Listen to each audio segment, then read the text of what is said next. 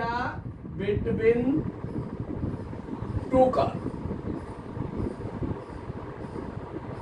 6 marks का question आता था, इसमें से हर साल आता था। उसने लिखा है एरिया बिटवीन टू कर्व। अब कर्व क्या क्या है आपके पास, उस कर्व की बात करूंगा मैं। सबसे पहले आपने प्लस होने पढ़ा होगा straight line. Straight line 11th class का टॉपिक है। उसमें सबसे पहले आता था to find equation of a line parallel to x axis at a distance a from origin। ये आर्टिकल पढ़ा होगा आपने 11th क्लास में। To find equation of a line parallel to the x axis at a distance a from origin. Distance उसका a है, positive distance है from the origin. Equation of ए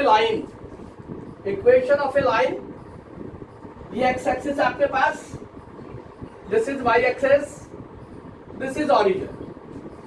उसने बोला equation of a line parallel to x axis, distance from origin. Parallel to x axis distance positive है। अगर distance positive है तो जो लाइन होगी वो अबाउ एक्स एक्सिस होगी। The line above x axis, parallel to x axis, this be the line,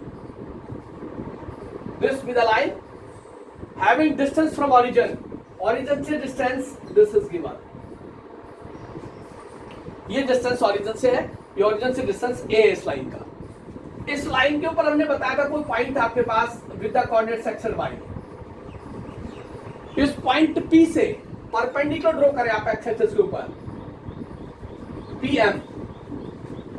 PM is equal to y, ordinate है। PM y axis के पैरेलल है तो ये डिस्टेंस है। And also PM is equal to a, the distance between two parallel lines. Parallel to x axis ये line है, इन दो पैरेलल लाइन के बीच का डिस्टेंस a गिवन है, वो भी PM है आपके पास। देयरफॉर इक्वेशन ऑफ लाइन क्या हुई आपके पास, therefore equation of line parallel to x axis वो होगी आपके पास y is equal to a, y is equal to a, PM is equal to y, PM is equal to a, both are equal तो equate किया तो y is equal to a आ गया। इसका मतलब क्या हुआ, अगर वो कहता है y इज इक्वल टू 1 है, इसका मतलब कोई भी इक्वेशन ऑफ लाइन है जो कि पैरेलल टू x एक्सिस है उसका डिस्टेंस प्लस 1 है from origin. y is equal to 3/2, y is equal to 4, y is equal to 7, all are lines parallel to x axis having distance from the origin is this। अगर किसी case में कह देता है वो y is equal to -3, y is equal to -3, this implies that this will be the equation of line parallel to x axis having distance from the origin below the x axis। x axis से below होगा क्योंकि negative आपके पास, this be the line, this y is equal to -3, ये line है आपके पास। तो negative distance from the origin होगा तो बिलो द एक्स एक्सिस होगा, और positive distance from the x axis होगा तो अबाउ द एक्स एक्सिस होगा। ये कंसेप्ट आपको पता हो, इस इक्वेशन ऑफ स्ट्रेट लाइन की इक्वेशन आपको ये पता हो, y is equal to a होगा, a भी the distance from the origin है। ये 11th क्लास का आर्टिकल सबसे पहले स्ट्रेट लाइन के अंदर नॉन वर्टिकल लाइंस के केस के अंदर अगर हम डिस्कस करते थे तो ये रिजल्ट आता था आपके पास। तो ये इक्वेशन ऑफ स्ट्रेट लाइन सभी बच्चों को पता होनी चाहिए। Equation of a line parallel to x axis having distance from origin is given, तो y is equal to a होगा। इसी तरह सेकंड पार्ट इसका आता है to find equation of a line parallel to y axis हो जाएगा। Parallel to y axis having distance from origin is b। देखिए equation of a straight line parallel to y axis and having distance from the origin is given। देखिए क्या बनता है, parallel to y axis आपके पास, distance उसका b from the origin. Equation of a line चाहिए आपको, equation of line, x axis y axis, ये एक्स एक्सिस आपके पास, ये y axis, this is origin. उसने कहा find equation of a line parallel to y axis, ये है वाई एक्सिस आपके पास, ordinate at a distance b from the origin. Origin ये आपके पास पैरेलल टू वाई एक्सिस है, लेफ्ट होगा तो नेगेटिव डिस्टेंस होगा, वाई के राइट होगा तो पॉजिटिव डिस्टेंस होगा। तो डिस्टेंस आपके पास b है, पॉजिटिव डिस्टेंस है, तो कोई भी line parallel to y axis, इस वाई एक्सिस के पैरेलल ये कोई लाइन है आपके पास, this be the line parallel to y axis, इस लाइन का डिस्टेंस ऑरिजिन से b गिवन है, ऑरिजिन से इसका डिस्टेंस b गिवन है।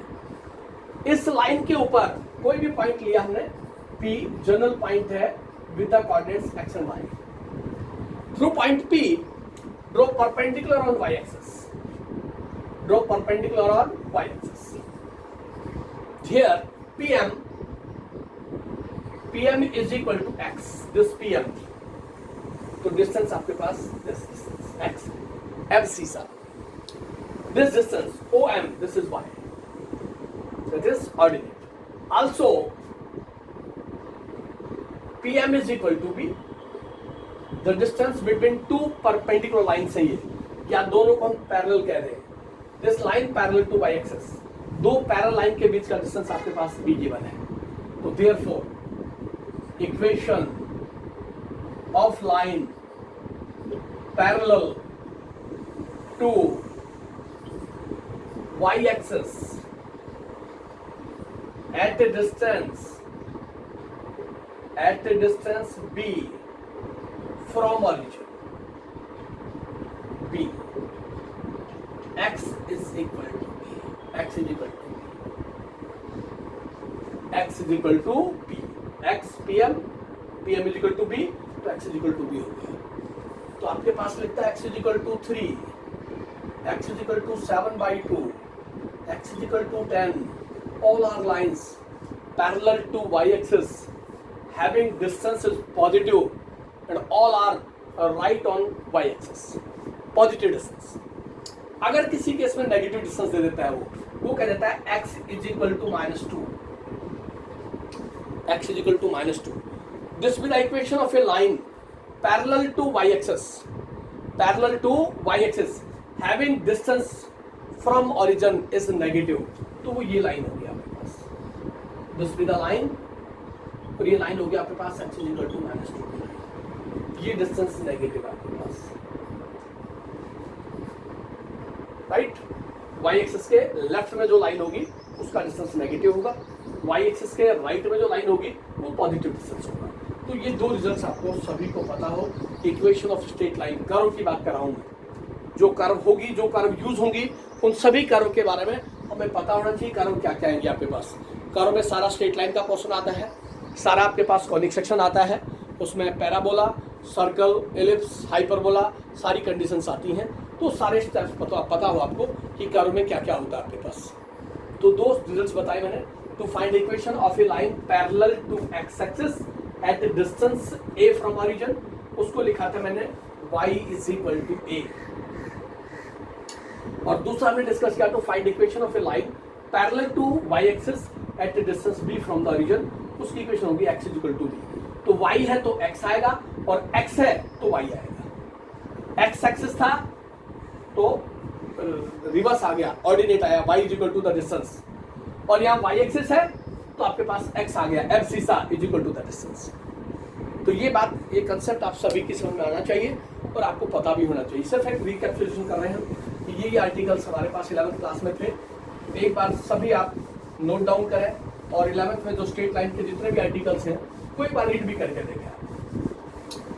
उससे नेक्स्ट है मेरे पास to find equation of a straight line passes through origin, to find equation of a straight line passes through origin, to find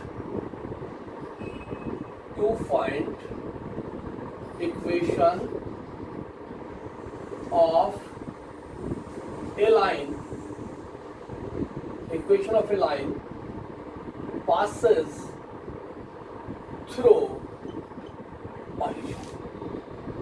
equation of a line passes through origin. To find equation of a line passes through origin. ये आपके पास x axis y axis है, ये आपके पास origin. आपको equation of straight line चाहिए, passes through the origin.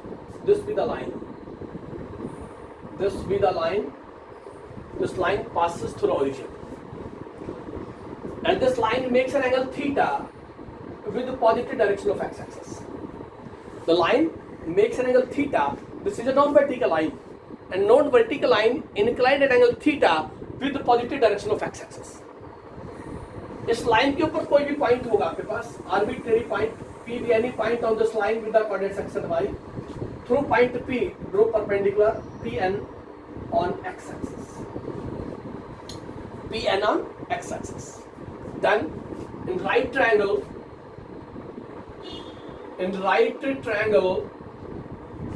PON, right angle triangle आपके पास PON, non vertical line है तो मैं उसकी स्लोप को डिफाइन करूंगा. तो मैं टेंजेंट थीटा चाहता हूं, टेन थीटा. टेंजेंट थीटा होगा perpendicular upon base. This perpendicular upon base इस राइट एंगल ट्रायंगल के अंदर with this angle of inclination. Tan theta is equal to Pn. Pn is equal to y. This Pn, this distance. This is equal to y. ON, this distance. This is equal to x. But tan theta, but tangent theta is equal to m. This is equal to slope. Tan theta is equal to m. Theta angle है. Theta आपके पास angle और inclination inclined theta with the positive direction of x-axis. तो मेरे पास result आ गया m is equal to y upon x. इस tan theta की जगह m put कर दिया, m with the slope of the line. तो इक्वेशन ऑफ लाइन क्या आ गई? y is equal to mx. y is equal to mx. m, this is slope of non-vertical. Slope of non vertical. ये कोई non vertical line है, उसकी slope आपके पास positive direction of x angle follow करते हैं. तो y equal to mx, y equal to x, y equal to 3x, y equal to 1/2x, y equal to 3/2x, y equal to 7/5x. All are equation of straight line passes through the origin. m slope यहाँ 1 है, यहाँ slope 3 है, यहाँ slope 1/2 है, यहाँ slope 3/2 है, यहाँ slope 7/5 है. This is equation of a straight line passes through the origin. Origin से पास होगी, स्लोप आपके पास पॉजिटिव है. अब आपके दिमाग में पिक्चर होगी ओरिजिन से तो लाइन ये भी हो सकती है. This is the line, this also a line and this also passes through the origin. This line also passes through origin. तो एंगल आपके पास ये होगा, this angle with the positive direction of x axis. और positive direction of x axis angle चला गया second quadrant में, और सेकंड क्वाड्रेंट में आपके पास जो टेन थीटा होगा वो आपके पास नेगेटिव होगा. टेन थीटा नेगेटिव होगा तो उसकी जो इक्वेशन ऑफ लाइन होगी वो होगी आपके पास y is equal to minus mx. इसकी लाइन होगी y is equal to -mx और ये होगा y is equal to mx. This with the equation of a straight line. अगर नेगेटिव साइन आता है आपके पास y is equal to -x, y is equal to -2x, y is equal to -3/2x. This with the equation of a straight line. Slope negative है तो ये जो theta inclination follow हो रहा है आपके पास with positive direction of x के साथ, ये लाइन बना रही है इसके साथ. और यह थीटा जो आपके पास बन रहा है this line in the second quadrant. और सेकंड क्वाड्रेंट में टेंजेंट जो है वो नेगेटिव होता है, इसलिए स्लोप आपके पास नेगेटिव हो जाएगी. तो उस केस में ये लाइन ऑफ स्ट्रेट लाइन होगी जो ओरिजिन से पास होगी. तो बेसिकली एक रिजल्ट यहाँ से निकल के आएगा जो मैं लिख देता हूँ, जो यूज होता है आपके पास. मॉडुलस का फंक्शन आपके पास y is equal to modulus of x is equal to, ये कर्व है आपके पास, is equal to plus x if x is greater than equal to 0 and minus x if x is less than 0. तो तो जब भी modulus का case होगा आपके पास, तो आपके पास एक लाइन होगी y is equal to this. आपके पास पहला केस बेटा y is equal to x if x is positive, तो आपके पास लाइन ये होगी y is equal to x। और जब केस होगा y is equal to minus x, जब x नेगेटिव हो तो आपके पास ये होगा, उस केस में लाइन ये होगी आपके पास ऑरिजिन से पास होगी।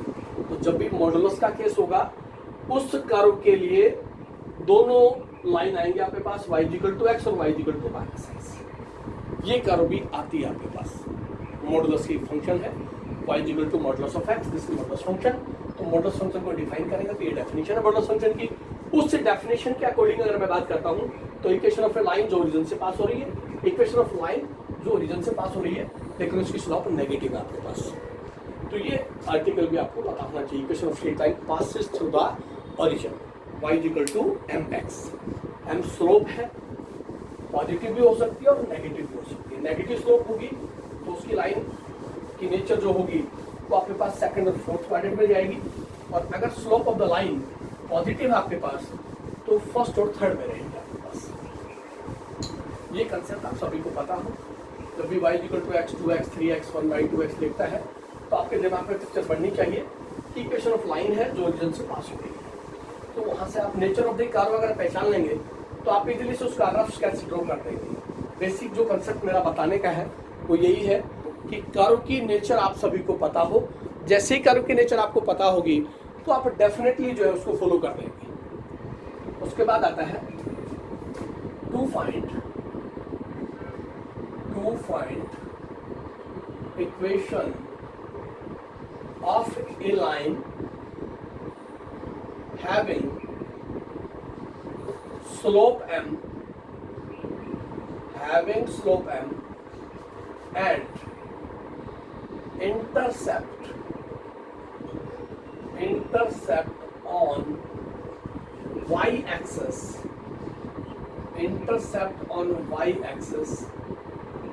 is और y intercept c, और वो ये भी ले सकता है y intercept। अब सबसे पहले आपको ये पता होना चाहिए व्हाट इज इंटरसेप्ट। तो हम पहले इस टर्म को डिफाइन कर लेते हैं क्योंकि ये टर्म्स यूज होंगी तो आपको सभी को पता हो what is intercept. The distance measured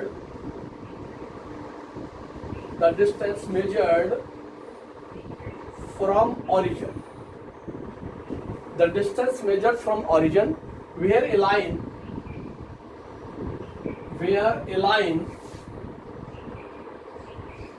cuts the axis.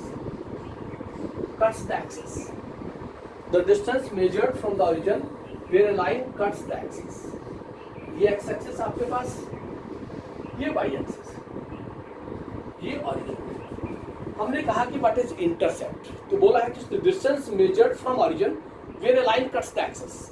ये x एक्सिस और ये y एक्सिस, ये कोई लाइन है, this with the line, this is intercept on x axis OA, this is intercept on x axis, intercept on x axis, this is OA, and this is OB, this is intercept on y axis, OB, this is intercept on y axis, this is positive intercept, this is also positive intercept। Origin से जो distance measure करेंगे वो intercept कहलाएगा।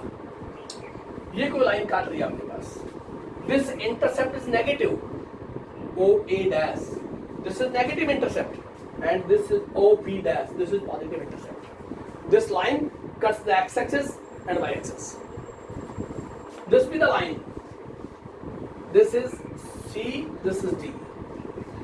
OD, this be the negative intercept on x-axis, and this is also negative intercept on y-axis. And this also a line, this is P and this is here. OP, the distance measured from the origin. OP intercept on x-axis, positive intercept है, and O क्या? Negative intercept. on y-axis. तो the distance measured from the origin where a line cuts the axis वो कहलाएगा intercept. Intercept की बात समझ में आई आपके पास. इंटरसेप्ट पॉजिटिव भी हो सकता है और नेगेटिव भी हो सकता है. वो लाइन के कट्स के ऊपर डिपेंड करेगा कि वो किस किस क्वाड्रेंट में कट कर रही है आपके पास. अब उसने कहा कि इक्वेशन ऑफ ए लाइन बताइए जिस लाइन की स्लोप m है और इंटरसेप्ट c है on y axis. Intercept c on y axis. देखिए ये कंडीशन आपके पास ये x एक्सिस है, ये y एक्सिस है, ये ओरिजिन. उसने बोला है इंटरसेप्ट पॉजिटिव है और इंटरसेप्ट y एक्सिस के ऊपर है, ये है. इसका मतलब अबाउ द x एक्सिस काटना इंटरसेप्ट, क्योंकि below the x axis negative intercept होगा y एक्सिस के ऊपर. तो वो लाइन कहीं इस तरह से है, ये लाइन है. This be the line. This makes an angle theta with positive direction of x axis. This is OM. OM is equal to C is equal to intercept on y-axis. OM intercept on y-axis. This is C. Intercept on y-axis. इस line के positive intercept है तो line की nature ये हो गया आपके पास. And this line makes an angle theta with positive direction of x-axis. P point line के ऊपर कोई भी पॉइंट है आपके पास, आर्बिट्रेरी पॉइंट है x y on the line. इस पॉइंट P से परपेंडिकुलर ड्रॉ किया मैंने, वो x एक्सिस के ऊपर ड्रॉ किया. Perpendicular PN on x axis. And through point M draw perpendicular ML on PN. इस Pn के ऊपर पॉइंट M से परपेंडिकुलर ड्रॉ कर दिया. ये एंगल थीटा है तो अलोंग लाइन ऑफ एक्शन के साथ ये एंगल भी थीटा होगा. ज्योमेट्री कह रही है along the same line of action ये एंगल थीटा तो ये एंगल भी थीटा होगा आपके पास. इस लाइन की इक्वेशन चाहिए क्या होगी, वो जनरल केस आएगा, वहां से हम जनरलाइज कर लेंगे कि अगर ऐसा होगा तो लाइन की इक्वेशन ये बनेगी आपके पास. स्लोप उसने बोली है m है और इंटरसेप्ट पॉजिटिव है y एक्सिस के ऊपर, तो ये y एक्सिस के ऊपर पॉजिटिव इंटरसेप्ट हो गया आपके पास. इस लाइन की इक्वेशन चाहिए दिस विद द लाइन. एक राइट एंगल ट्रायंगल है PML. In right triangle PML है right angle triangle, this P this ML. Slope m है तो मैं tan थीटा में जाऊंगा इस ट्रायंगल के अंदर. Tangent theta is equal to perpendicular upon base. This is right or not? This perpendicular upon base. This is tan theta. What is PL? What is PL? But PL को लिख दिया मैंने PN minus LM. इस total distance में से ये distance हटा दें, LN है बेटा, ये LN. इस टोटल डिस्टेंस में से ये डिस्टेंस रिमूव कर दे तो PL डिस्टेंस बचेगा आपके पास. एंड LN,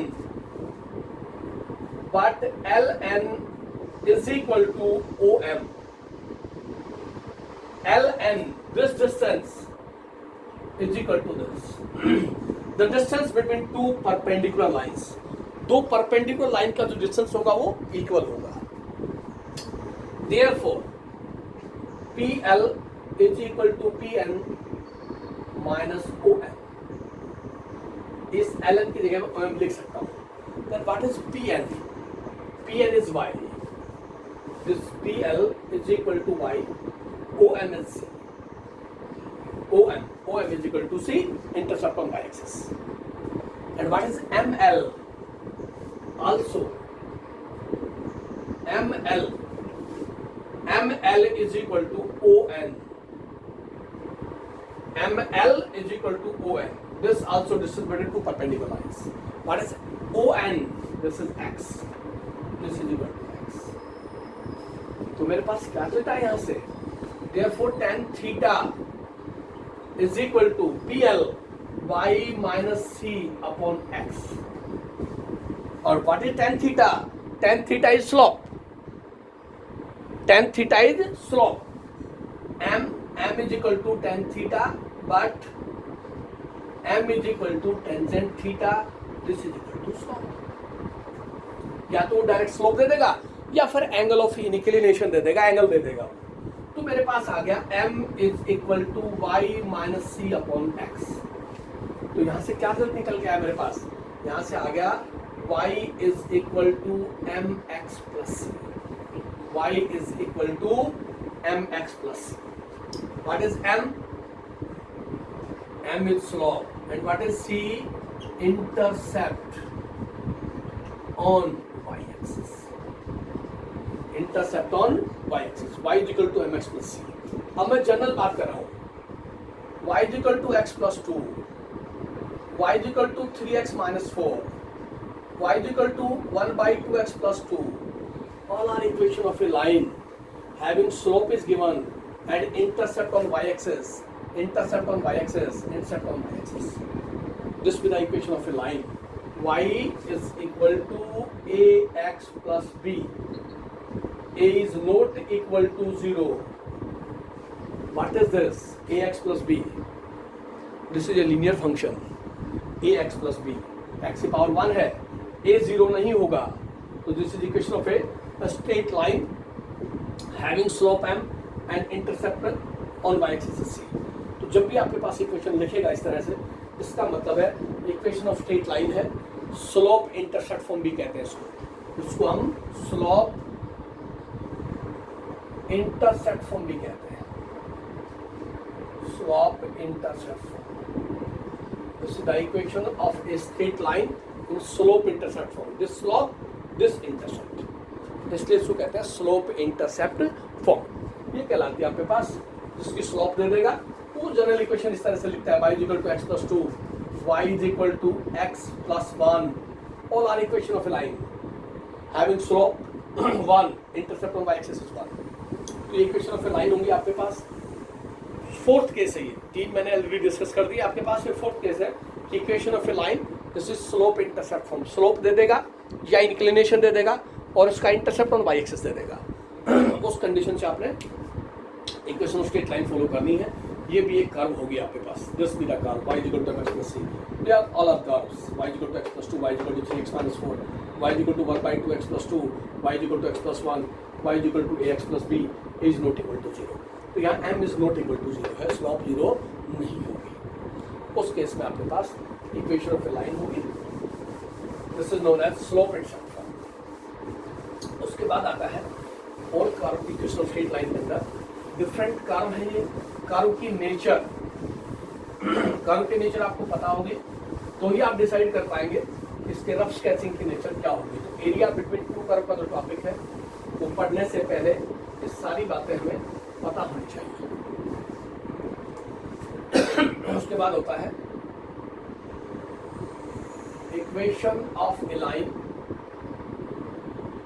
हैविंग इंटरसेप्ट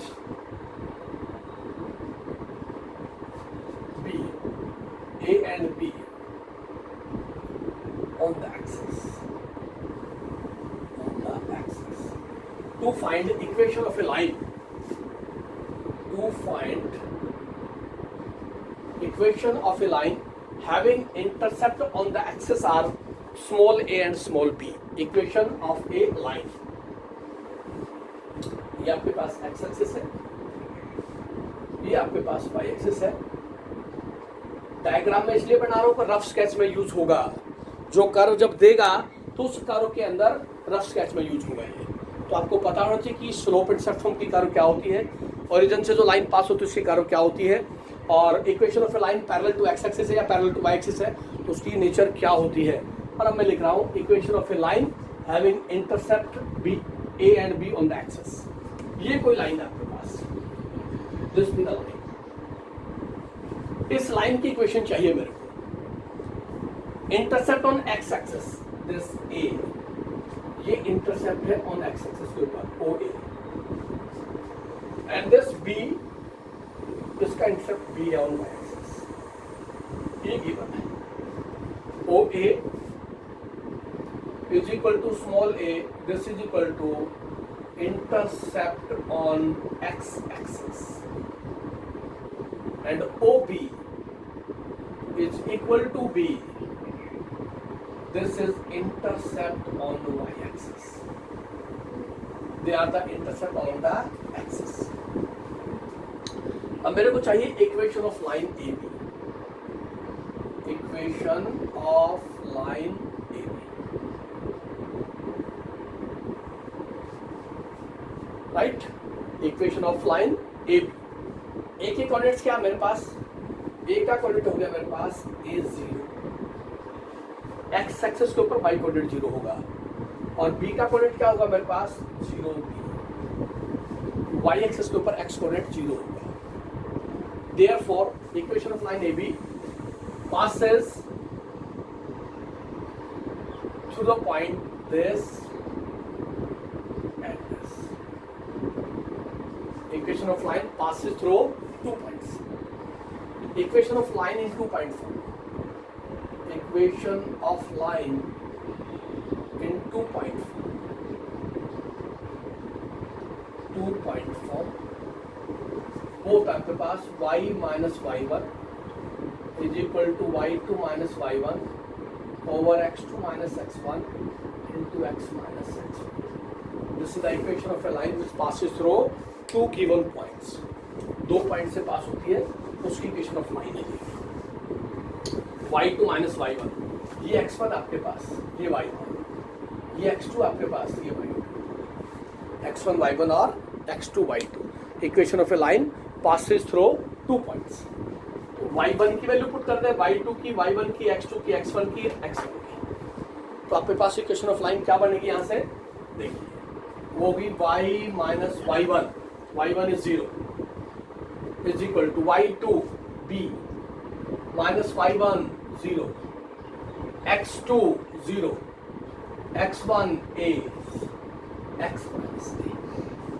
यहाँ पे y1 की जगह 0 पुट कर दिया, y2 b है minus y1 0 upon x2 0, x1 a, x minus x1. ये रिजल्ट लिख दिया. तो मेरे पास क्या रिजल्ट आया यहाँ से? y is equal to b upon minus a into x minus a. और ये हो गया माइनस का ay is equal to bx minus ab. लिख सकते हैं हम यहाँ से, और इसको लिख दिया AB is equal to BX plus AY. AB को नेगेटिव से पॉजिटिव बना दिया और AY को पॉजिटिव बना दिया. इस इक्वेशन को AB से डिवाइड कर दें, तो BX अपॉन AB, दोनों तरफ AB से डिवाइड कराऊं, this is equal to this, dividing both sides by AB. तो क्या देता है मेरे पास? यहां से आ गया X upon A plus y upon b is equal to 1. This is equation of a line in intercept form. In intercept. For example, equation of line gives me 3x plus 4y is equal to 12. तो यहाँ से आपको nature पता होना चाहिए किस तरह के नेचर है. 3x plus 4y is equal to 12. मैं इसको 12 से डिवाइड करता हूँ, तो मेरे पास ये रिजल्ट आ रहा है, दोनों तरफ 12 से डिवाइड किया तो मेरे पास ये आ गया. यहाँ से आ गया x by 4, y by 3 is equal to. What is this? This is the equation of a line in intercept form. ax plus by is equal to ab. This is also equation of straight line in intercept form. ax plus by is equal to ab. तो ये कहलाएगी intercept form. उसकी line का ये होगा आपके पास, जो x axis और वाई एक्सिस के ऊपर काटेगी. कोएफिशिएंट ऑफ एक्स यूनिटी होगा और कोएफिशिएंट ऑफ वाई भी यूनिटी होगा. जब भी इंटरसेप्ट फॉर्म में कर्व जाएगी तो इक्वेशन ऑफ लाइन के अंदर आपके पास ये 5 आर्टिकल हैं, जो कर्व के अंदर एरिया बिटवीन 2 कर्व के अंदर ये कंसेप्ट सारे पांचों के पांचों यूज होंगे, जो कि हमने 1 by 1 करके आपसे डिस्कस किए हैं. आप ज़रूर इसको फेयर नोटबुक में नोट रखें, क्योंकि जब भी कर्व की नेचर की बात आएगी, जब एक्सरसाइज में टॉपिक चलेगा, तो आप सभी को नेचर ऑफ द कर्व पता हो, फिर आप ना कहें कि ये कहाँ से आया, ये कहाँ से आया. तो नेचर ऑफ द कर्व आपको पता होगी तो ही आप इजीली सोल्व कर पाएंगे, अदरवाइज दिक्कत रहती ही रहती है. Equation of straight line. Time हो गया. इसमें बंद कर अगर चालू अपनी रिकॉर्डिंग हो जाएगी। नेचर ऑफ द कर्व के अंदर स्ट्रेट लाइंस, उसमें सबसे पहले हमने बताया आपको y is equal to a, then x is equal to b, then y is equal to mx, then y is equal to mx plus c, and then x upon a plus y upon b is equal to 1, or bx plus ay is equal to the product a. There are different nature of the curve of equation of straight line. This will be the equation of a line parallel to x-axis. This will be the equation of a line parallel to y-axis having distance b from the origin. This is equation of line passes through the origin. This is equation of straight line having slope m, intercept c, positive intercept on y-axis. And this is equation of line in intercept form, where a and b with the intercept on the axis. That is bx plus ay is equal to ab. ये straight line की nature of the curve आप सभी को पता हो। उसके बाद आता है मेरे पास parabola. To find equation of parabola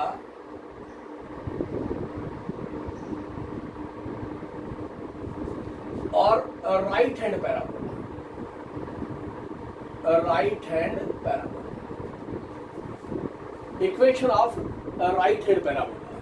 तो आपके पास पहले तो कर्व पता हो आपको कि कर्व क्या होगी राइट हैंड पैराबोला की। ये एक्स एक्सिस आपके पास, ये वाई एक्सिस है, ये आपके पास ओरिजिन है। This is right hand path, right hand parabola. इस मूविंग पाथ के ऊपर कोई भी मूविंग पॉइंट आपके पास पी एक्स वाई, ये कोई फिक्स पॉइंट आपके पास P S, and this distance this a zero, this is called focus. ये कर्व की नेचर आपके पास राइट हैंड पैराबोला की राइट हैंड साइड में ओपन होगा। इसकी कर्व होगी y square is equal to 4ax। दो चीजें आपको पता हो, स्टैंडर्ड फॉर्म और नेचर ऑफ द कर्व। इस कर्व का ग्राफिकल रिप्रेजेंटेशन क्या होगा? Right hand parabola x axis के ऊपर टच करेगा, vertex at origin, vertex at origin. This is equation of right hand parabola, vertex at origin. उसकी curve की नेचर ये होगी आपके पास। अब वो लिखता है क्या? Y square is equal to x लिख दे, y square is equal to 2x लिख दे, y square is equal to 16x लिख दे, y square is equal to 18/4x लिख दे, कोई फर्क नहीं पड़ेगा। All are the nature of right hand parabola, vertex सभी का 0 0 है। वाई एक्सिस, तो एक्स एक्सिस का सिमेट्रिकल है ये पाथ, एक्स एक्सिस के सिमेट्रिकल है पाथ, तो वाई का स्क्वायर है। एक्स एक्सिस के सिमेट्रिकल है तो वाई का स्क्वायर होगा, और वाई एक्सिस के सिमेट्रिकल होगा तो एक्स का स्क्वायर होगा। ये आपके पास राइट हैंड पैराबोला की कर्व होगी। Y square equal to 4ax, ये आपके पास ये डिस्टेंस है, this distance, and this is called focus, this is vertex. ये वर्टेक्स कहलाएगा, वर्टेक्स एट ओरिजिन। ये प्लस 1 मैंने आपको बताया था।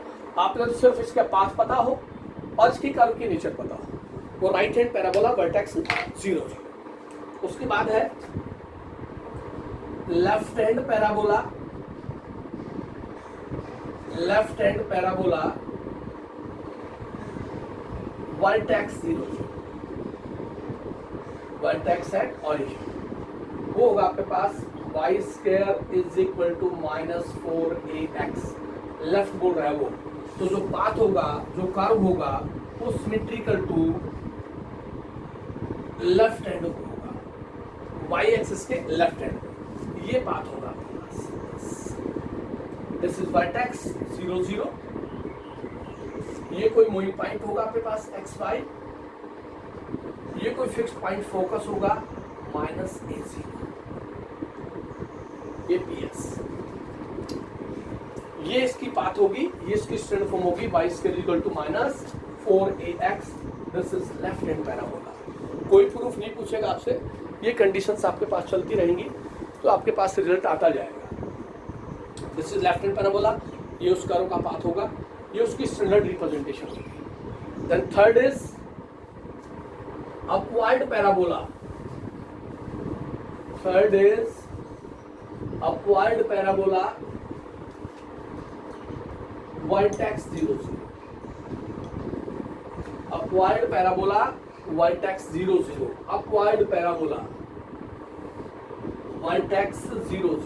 ये आपके पास y एक्सिस है, ये ओरिजिन है, ये हो गया अपवर्ड पैराबोला वर्टेक्स 0 0। ये ओरिजिन है वर्टेक्स, ये कोई मूविंग पॉइंट आपके पास p ऑफ x y, ये कोई फिक्स पॉइंट आपके पास s 0 y एक्सिस के ऊपर x कोऑर्डिनेट 0 होगा।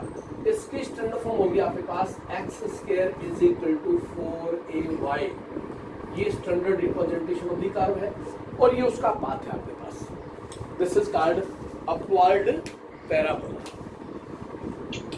इसी तरह आपके पास इसी के साथ जो रिजल्ट होगा वो होगा next curve downward parabola. Number 4 downward parabola vertex 0 0 होगा आपके पास, vertex 0 0।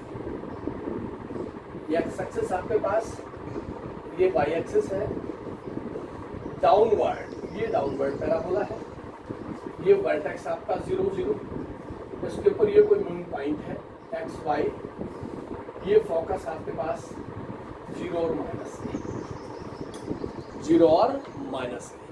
This is downward parabola. इसकी स्टैंडर्ड कर्व होगी x square is equal to negative direction 4ay। सभी कर्व की स्टैंडर्ड पाथ पता हो आपको और इनके बेसिकली जो डायग्राम्स है वो पता हो, ये सारे के सारे रिजल्ट्स जो है वो पैराबोलिक पाथ में पूछे जाएंगे।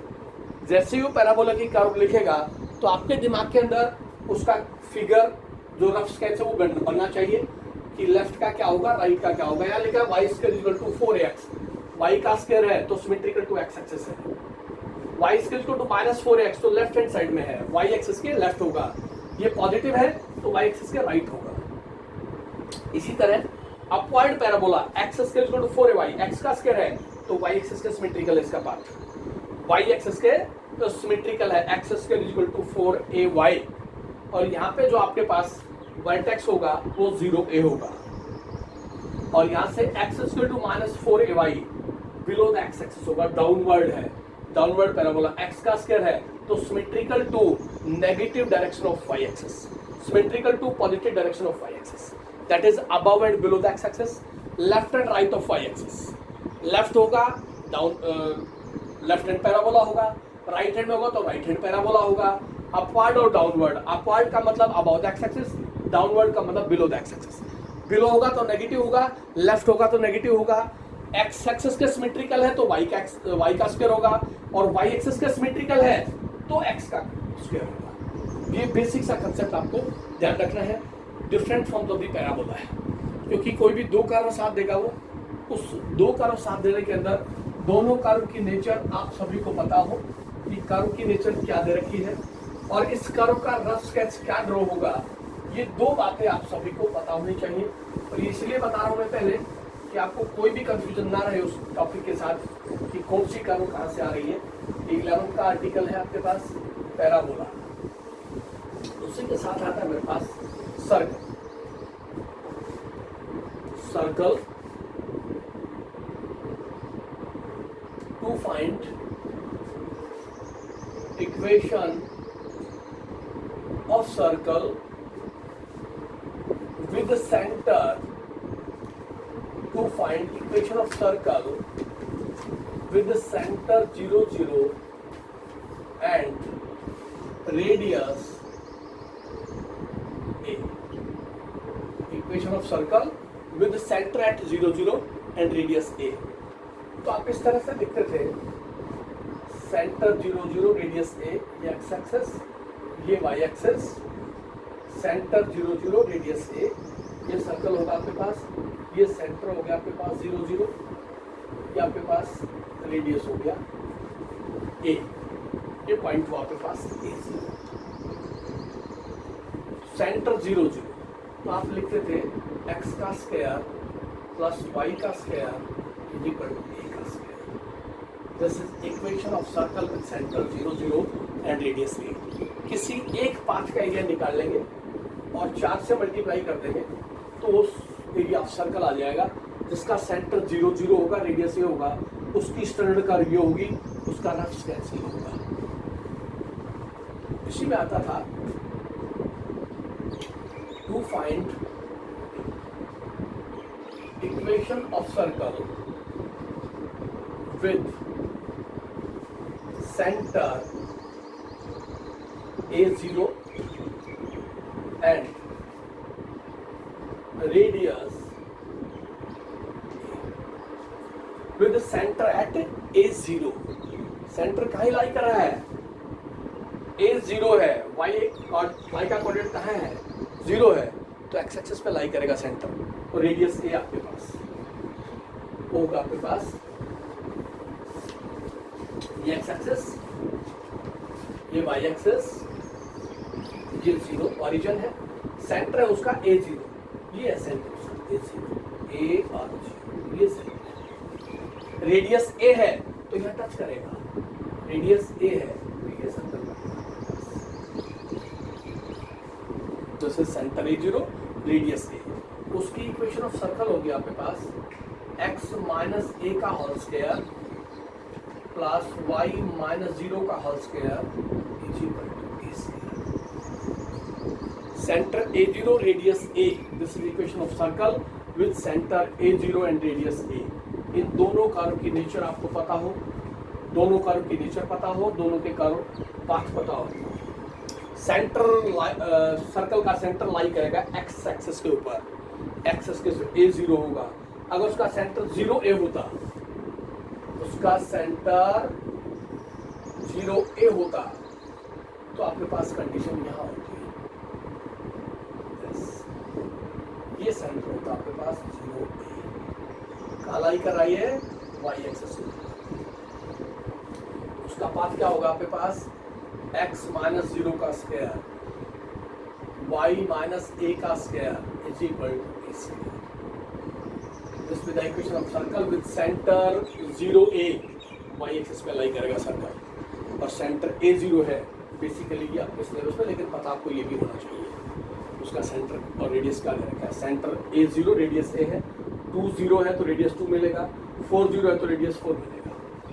तो ये दोनों जो standard representation of the curve है और इनके रफ स्केचिंग है, ये दोनों आपको पता होना चाहिए। Standard equation of the circle और equation of circle which passes through the origin. इस तरह से आपके पास ये रिजल्ट फॉलो करना है। पैराबोला बता दिया, लाइंस के डिफरेंट फॉर्म बता दिया हमने और सर्कल बता दिया। उसके बाद आता है आपके पास इलिप्स, उसके बाद आता है आपके पास ellipse.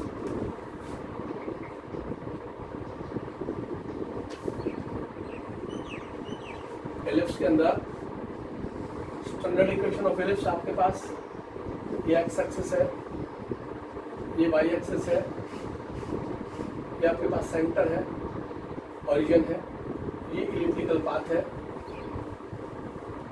This is elliptical path. ये आपके पास a है, a0,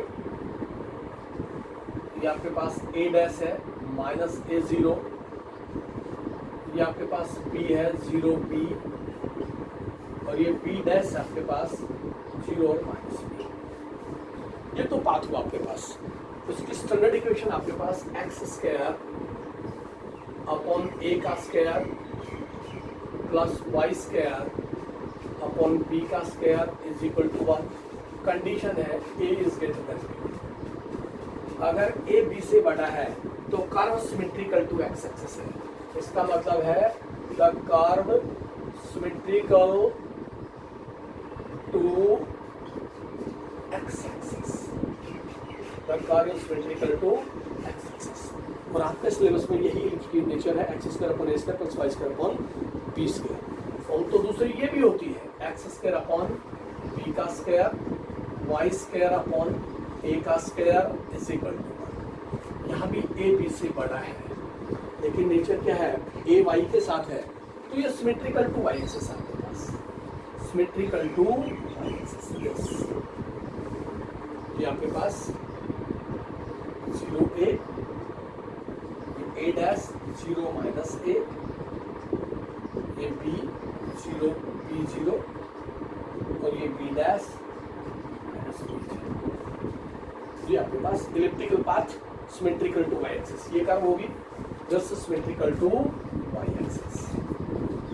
सिमेट्री के साथ ही पता होना चाहिए आपको, सिमेट्रिकल टू वाई एक्सिस। ये पाथ होगा सिमेट्रिकल टू वाई एक्सिस। ऐसी सेंटर मिडल पॉइंट है ए डैश, ए डैश को हम लेट करके चलते हैं 2a है और b dash is equal to 2a, ये हम अज्यूम करके चलते हैं। ये जो डिस्टेंस है और यहाँ पे C A is equal to C A dash is equal to A, इसलिए सी को सेंटर लेके चला है। तो यहाँ से यहाँ तक का डिस्टेंस और यहाँ से यहाँ तक का डिस्टेंस इक्वल होगा, c is equal to C A dash. तो एलिप्स की ये कर्व की नेचर पता हो आपको, उसका पाथ पता हो, सिमेट्रिकल टू एक्स एक्सिस है। यहाँ भी एलिप्स की पाथ पता हो, x square upon b square, x के साथ बी है, वाई के साथ ए है, ए ग्रेटर देन बी है। ए जिसके साथ होगा, एक्स के साथ हो तो x symmetrical to x axis है और वाई के साथ हो तो सिमेट्रिकल टू वाई एक्सिस है। यहाँ तक कि आप जो बेसिक्स बताए हैं मैंने एरिया बिटवीन टू कर्व के अंदर, नेचर ऑफ द कर्व, ये सभी एक बार आप 11th की बुक से रीड जरूर करें, क्योंकि कल जो टॉपिक स्टार्ट होगा फिर एरिया बिटवीन टू कर्व में, उसमें जो बेसिक कंसेप्ट आएंगे उसमें कर्व की नेचर डिफरेंट नहीं आएंगी, या तो लाइन आएगी या फिर पैराबोला आएगा या फिर सर्कल आएगा या फिर इलिप्स आएगा। ये दो एक साथ आएंगे, line parabola, circle parabola, ellipse parabola, कोई भी आ सकता है आपके पास। तो डिफरेंट लाइंस की जितनी भी फॉर्म्स बताइए सभी पता हो, सर्कल की 2 नेचर बताइए दोनों पता हो, पैराबोला की 4 डिफरेंट फॉर्म्स बताइए वो सारी पता हो, और ellipse symmetrical to x axis as well as symmetrical to y axis, ये दोनों केस पता हो आपको। यहाँ तक आप कंप्लीट करें, फिर भी कोई डाउट हो तो हम कल डिस्कस कर सकते हैं। और डेफिनेट इंटीग्रेशन का जो असाइनमेंट भेजा है उसको आप कंप्लीट कर लें।